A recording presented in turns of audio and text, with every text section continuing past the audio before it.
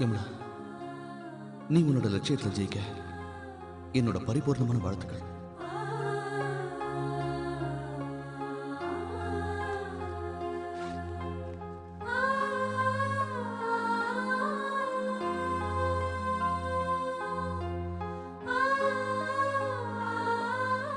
Goodbye, goodbye, goodbye, goodbye, goodbye.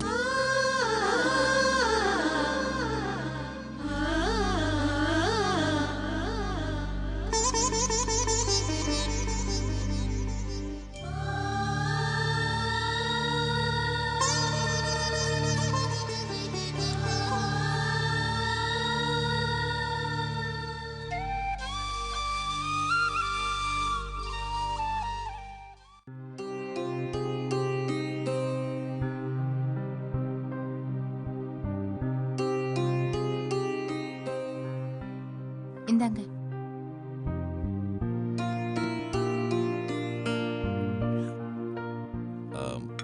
மளிகை சாமான் வாங்குறது பணம் கட்டுறது இல்ல. இந்தா.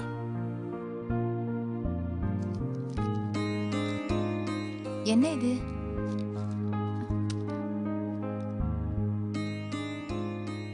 என்னங்க இது? Sleeping tablets. இதுதான் இப்போ எனக்கு தோணு. நீங்களே ஒரு டாக்டர், இப்படி ஸ்லீப்பிங் டேப்லெட் போடுறது கெடுதல்னு உங்களுக்கே தெரியாதா? என்ன ஈஸ்வரி பண்றது? பிரச்சனை டாக்டர் கூலிக்காரன்னு பார்த்து வருது இல்லையே. நம்ம யமுனா சந்தோஷமா இருக்கான்னு நினைச்சிட்டு இருந்தேன். ஆனா சந்தோஷமா இல்லை, அப்படி நடிச்சிட்டு இருக்கா. அதை பார்த்து எனக்கு எப்படி தூக்கம் வரும்? தூக்க மாத்திரை சாப்பிடுறதுனால எல்லா பிரச்சனையும் தீந்துருமா? வேற என்ன பண்றதுன்னு தெரியல ஈஸ்வரி. பிரச்சனைங்கிறது கண்ணு மூடி படுத்துக்கிட்டா அது தீந்துராதுங்க. எதிர்த்து நின்று போராடணும். நல்ல மாப்பிள்ளையா பார்த்து கல்யாணம் பண்ணி வச்சா எல்லா பிரச்சனையும் சரியாயிடும். எப்படி ஈஸ்வரி? யமுனா ரவியே நினைச்சுக்கிட்டு இருக்கா. யமுனா ரவியை மறக்கணும்னா அவளுக்கு ஒரு கல்யாணம் பண்ணி வைக்கணும். யமுனாவுக்கு ஒத்து போற மாதிரி ஒரு நல்ல பையனா பார்த்து அவளுக்கு சீக்கிரம் கல்யாணம் பண்ணி வைக்கணுங்க. அதுக்கு அவ சம்மதிக்கணுமே. நீங்க தாங்க சம்மதிக்க வைக்கணும்.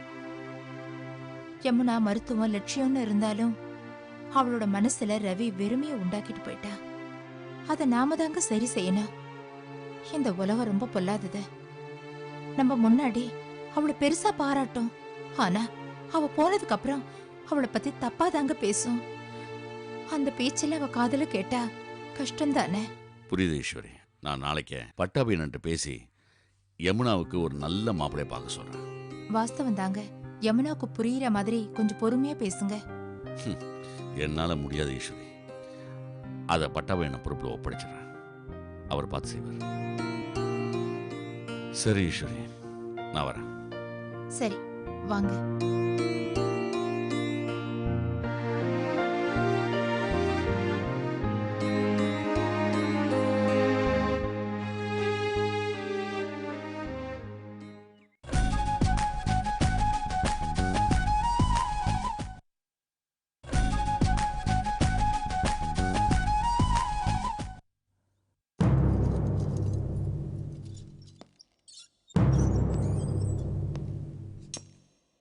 பசுபதி, உனக்கு ஒரு சந்தோஷமான விஷயம்ப்பா. ஆகஸ்ட் 15 நம்ம நாட்டுக்கு சுதந்திரம் கிடைச்ச நாள். அன்னைக்கு உனக்கு சுதந்திரம் கிடைக்க போற நாள்ப்பா. சார்,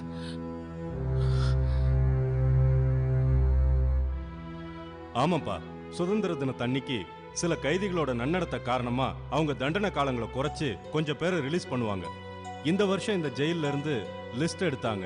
அதுல உன் பேரை நீ நல்லவன்னு நான் சொல்லி உனக்கு சிபாரிசு பண்ணிருக்கேன். அவங்களும் உன்னோட பேரை பரிசீலனை பண்ணிட்டாங்கப்பா. அதனால உத்தரவு வந்துருச்சு. சுதந்திர தினத்தன்னைக்கு நீ ரிலீஸ் ஆக போற. பசுபதி, நீ திருந்தி வாழணும் தான் நான் ஆசைப்படுறேன். இந்த ஜெயிலை விட்டு நீ வெளியே போகும்போது எல்லாத்தையும் மறந்துட்டு புது மனுஷனா தான் நீ வெளியே போகணும். இந்த ஜெயில் இருக்கு, தப்பு செஞ்சவங்களுக்கு தண்டனை கொடுக்கறதுக்கு மட்டும் இல்ல, திருத்தி அனுப்புறதும் எங்களோட வேலை தான். நீ திருந்தி வாழ்வேன்னு நான் நம்புறேன். அதை விட்டுட்டு அக்காவை கொன்னவனை நான் பழி வாங்குவேன், அந்த ஆத்மா சாந்தி அடையணும்னு நினைக்கிறதெல்லாம் முட்டாள்தனம்ப்பா. எந்த ஆத்மாவும் உடம்போட இருக்கிற வரைக்கும் தான் பழி உணர்ச்சி, கோவம் எல்லாமே இருக்கும். உடம்ப விட்டு போயிடுச்சுன்னா அவங்க தெய்வத்துக்கு சமம்பா. அவங்க ஆத்மா சாந்தி அடையணும்னா உயிரோட வாழ்ந்துகிட்டு இருக்கிற ஆத்மாக்களும் சந்தோஷமா இருக்கணும். உனக்கு கோவம், வெறி எல்லாம் இருக்கக்கூடாது. எல்லாத்தையும் விட்டுரு. உங்க அப்பாவுக்கு ஒரு நல்ல மகனா இருந்து கூடிய சீக்கிரம் ஒரு கல்யாணம் பண்ணிக்க. உனக்கு எந்த நேரத்துல என்ன உதவி தேவைனாலும் சரி, நீ என்கிட்ட கேளு. நான் உனக்கு வேலை கூட வாங்கி தரேன்ப்பா. ரொம்ப நன்றி சார். மிருகமா இருந்த நான் மனுஷனா மாறிட்டேன். அதுக்கு காரணம் நீங்க தான். என் விடுதலைக்காக சிபாரிசு பண்ணதுக்கு ரொம்ப நன்றி சார். அதை என் வாழ்நாள் முழுக்க நான் மறக்க மாட்டேன் சார், மறக்க மாட்டேன். எனக்கும் வாழணுங்கிற ஆசை வந்துருச்சு. எல்லாரும் போலவும் பாசமான மகனா, பொறுப்புள்ள புருஷனா வாழணும்னு ஆசைப்படுறேன். நான் பள்ளிக்கூடம் போற வயசுல இந்த ஜெயிலுக்கு வந்துட்டேன். ஆனா இங்கேயும் நல்ல வாத்தியாரா, குருவா உங்களை சந்திச்ச வாழ்க்கை பாடத்தை நல்லாவே படிச்சுட்டேன் சார். ரொம்ப சந்தோஷம்ப்பா. நீ திருந்தி வாழ்ந்தா அதுவே எனக்கு போதும். நான் வரேன்.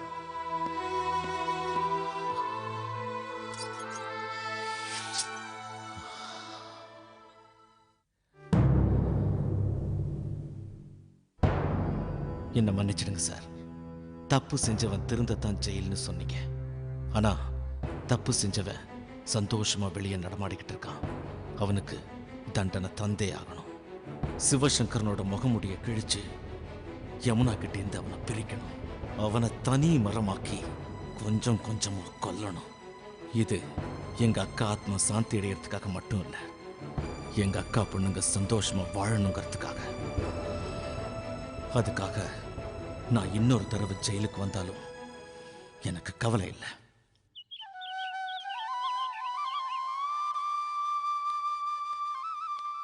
வணக்கம் ஐயா. அடட, வாங்க மடசாமி, உட்காருங்க. என்ன காலையிலே வந்திருக்கீங்க? எல்லாம் நல்ல செய்தி தான். உங்க நிலத்தை விற்கிறதுக்கு நல்ல பார்ட்டி வேணும்னு சொல்லியிருந்தீங்கல்ல, ஆ, நம்ம ராமசாமி செட்டியாரே வாங்கிக்கிறேன்னு சொன்னாரு. நல்லது மாடசாமி. விலை பேசிட்டீங்களா? நல்ல விலை தான் பேசியிருக்கேன். என்ன கொஞ்சம் வருத்தம்னா, பிறந்த மண்ணை விட்டு போகணுமான்னு தான். போய்த்தான் ஆகணும் மாடசாமி. இங்கே இருந்தால் என் பொண்ணு ஞாபகம் தான் வருது. நைட்டெல்லாம் தூங்கவே முடியல. என்னை விட்டு எல்லாம் போயிடுச்சு. இந்த மண்ணில் இருந்துக்கிட்டு நான் என்ன செய்ய போகிறேன்? ஒரு தடவைக்கு 2 தடவையா யோசிச்சு பாருங்க. மண்ணு கையை விட்டு போயிடுச்சுன்னா திரும்ப வராது இல்லையா? 10 வருஷமா நல்ல யோசனை பண்ணி எடுத்த முடிவு தான் இது. சென்னையில் எனக்கு நிறைய வேலை இருக்கு. அங்கே போய் தங்கித்தான் ஆகணும். சரிங்க ஐயா. நாளைக்கு செட்டியார் இடத்த பார்க்க வரேன்னு சொன்னாரு. காலையிலேயே வந்துருவாரு. பேசி முடிச்சிடலாம். சரி மாடசாமி. காப்பி குடிக்கிறீங்களா? இல்லைங்கய்யா, இப்பதான் வீட்டுல இருந்து கஞ்சி குடிச்சிட்டு வரேன். காப்பி குடிச்சா சரியா வராது. அப்ப நான் வரேங்கய்யா. சரி.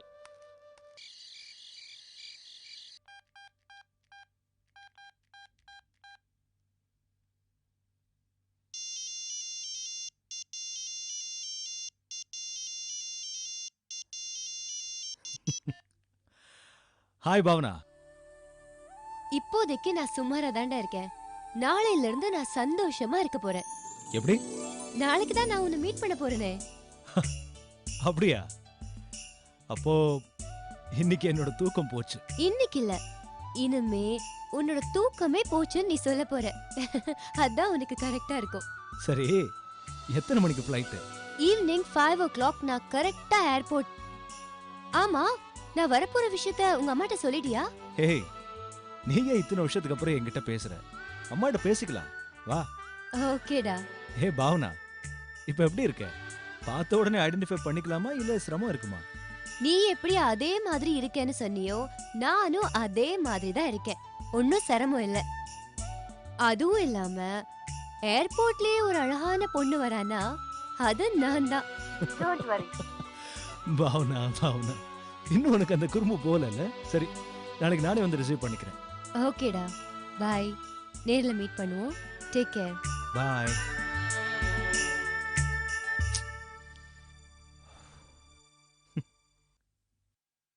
அண்ணா ஒரு நிமிஷம் வாங்க. என்னப்பா?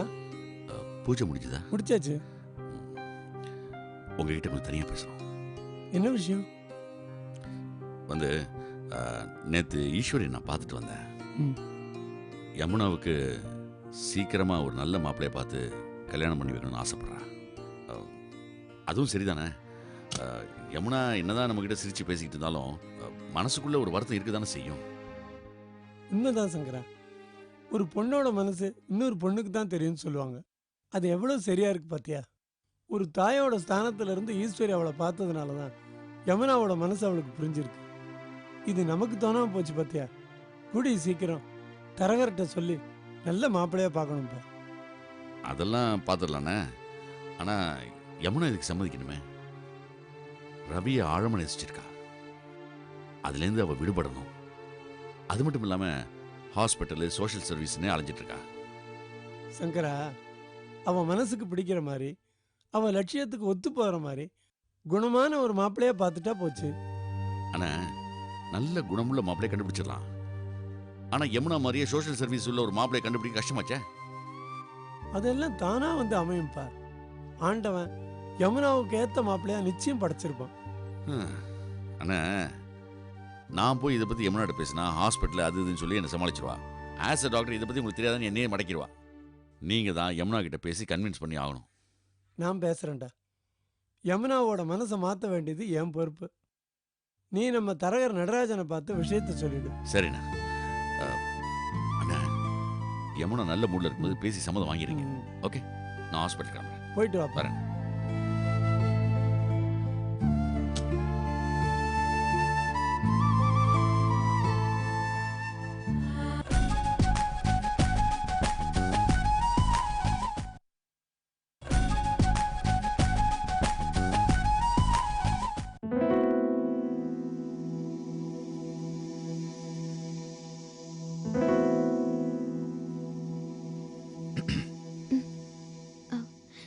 ஏனுங்க, டிஃபன் ரெடியா இருக்கு, சாப்பிடுங்க. அம்மாங்க. ஏங்க, இன்னைக்கு அன்யூனிஃபார்ம்ல இருக்கீங்க? டியூட்டி இல்லையா? லீவா? கேட்ட கேள்விக்கு பதில் சொல்ல. அம்மா இங்க. கூப்பிடுறேன். அத்தை, அத்தை, அத்தை.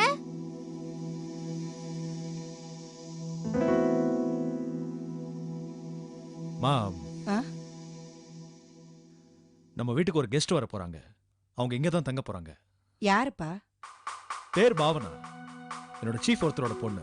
லாயருக்கு படிச்சிருக்கா. தீசிஸ்க்காக டெல்லியில இருந்து இங்க வர. அவ வெளியில தங்கினா நல்லா இருக்காதுன்னு நான் தான் இங்க தங்க சொல்லிருக்கேன். கூட்டிட்டு வரலாமாமா?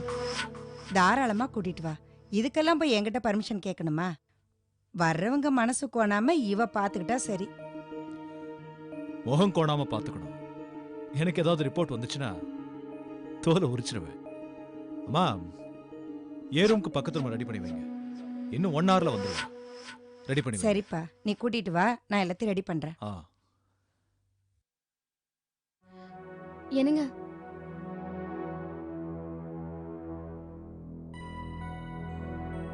இதை என்கிட்ட சொல்லக்கூடாதா? அம்மா கூப்பிட்டு தான் சொல்லணுமா? யார்கிட்ட சொன்னா ஒழுங்கா வேலை நடக்கும்னு தெரியும். அதான் அம்மாட்ட சொன்னேன். ஏதாவது ஸ்பெஷலா டிஃபன் பண்ணி வை. என்ன வரப்போறவங்க ரொம்ப ஸ்பெஷல். யார் அந்த பாவனா? இவருக்கும் அவளுக்கும் என்ன ரிலேஷன்ஷிப்? வரட்டும் பார்க்கலாம்.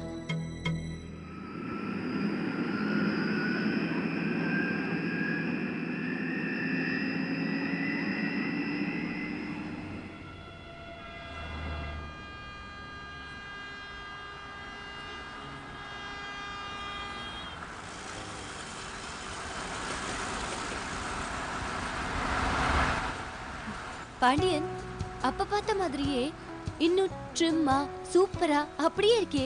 எப்படிடா அது? அப்படிதான். Anyway thanks for your compliment. ஆமா, நான் எப்படிடா இருக்கேன்? நீ சுமாரா இருக்க. யூ என்ன? ஆமா, இப்ப நம்ம எங்க போறோம்? வீட்டுக்கு தானே? வரேங்கிற விஷயத்தை வீட்டுல எல்லார்கிட்டயும் சொல்லிட்டேன். அப்போ நம்ம வீட்டுக்கு போறோம். வீட்டுக்கு போறதுக்கு முன்னாடி உங்ககிட்ட இன்னொரு விஷயத்தையும் நான் தெளிவுபடுத்தணும். என்ன விஷயம்? சொல்றேன்.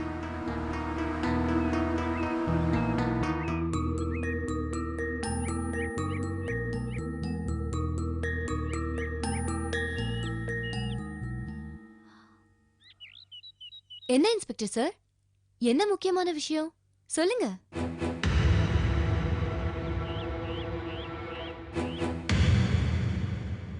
சொல்லுங்க சார், ஓவரா சஸ்பென்ஸ் மெயின்டைன் பண்றீங்களே. பவுனா, எனக்கு சொல்ல தயக்கம் இல்லை, ஒரு மாதிரி பயம். நான் சொல்ல போற விஷயத்தை நீ எப்படி எடுத்துப்பியோங்கிற பயம். என்னப்பா ஏதோ பெரிய தப்பு பண்ணிட்ட மாதிரி பேசுற? உன் பாயிண்ட் ஆஃப் வியூல இது பெரிய தப்பு தான். ஐயோ, எனக்கு மண்டை காயுது. என்ன விஷயம்னு சொல்லு. என்ன நிராகரிக்க மாட்டேன்னு சொல்லு. சொல்றேன். நான் உன்னை விட்டு பிரிவதும் இல்லை, ஒருபோதும் கைவிடுவதும் இல்லை. ப்ராமிஸ்?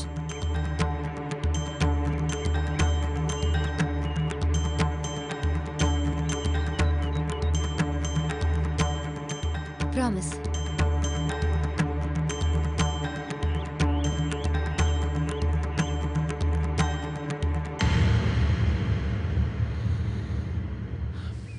எனக்கு கல்யாணம் ஆயிடுச்சு.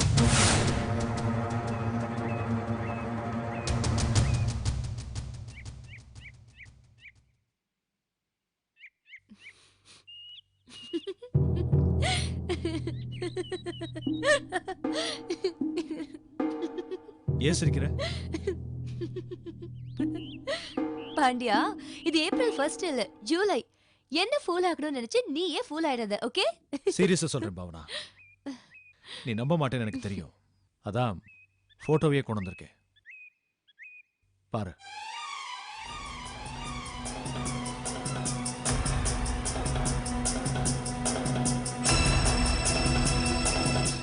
ஹேய், என்ன ஏமாத்திட்டல?